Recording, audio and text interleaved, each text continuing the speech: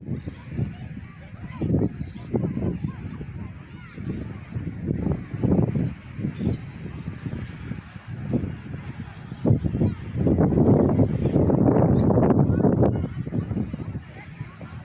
voilà justement, alors je suis toujours du côté donc de Sidi Mahrez avec un paysage pittoresque assez différent, hein, un paysage dominé par les dunes de sable là que l'on voit à l'avant-plan et les palmiers sauvages. Et là donc au centre milieu, je vois bien sûr se dresser la très belle nouvelle mosquée de Sidi Mahrez avec sa très grande coupole de salle de prière et son très beau minaret. Une mosquée donc construite il n'y a pas longtemps sur l'emplacement de l'ancien marabout de Sidi Mahrez.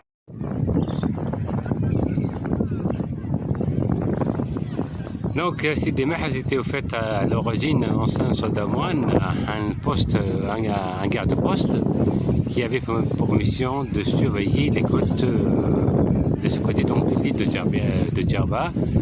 Donc de pareil de postes de garde, il y en avait donc des dizaines de long de côte djerbienne. Et ces soldats moines donc se devaient de garder les côtes et d'alerter les autorités locales en cas d'un danger imminent venant bien sûr de la mer. Alors après leur mort, on leur a érigé des mausolées en signe de reconnaissance au service rendu bien sûr à l'île, et on les a auréolés de sainteté et on leur a érigé des mausolées. Et sur l'emplacement même de ces mausolées, donc on a vu construire ces derniers temps pas mal donc de mosquées le long de côte djerbienne, comme c'est le cas de la très belle mosquée de Sidi Mahrez ici. Voilà, encore plus bas celle de Sidi Ismail, Sidi Zed, etc. Voilà.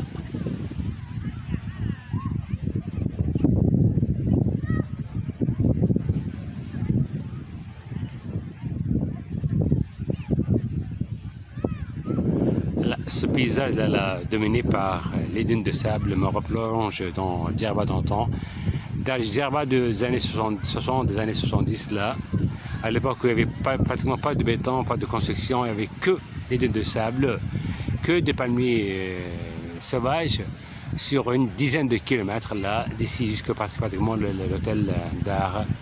Djerba construit donc au début des années 70 du siècle dernier. Même l'hôtel justement emblématique Ishparas a été défiguré, hein, avec des nouveaux annexes là, construits et avec les travaux de rénovation et restauration.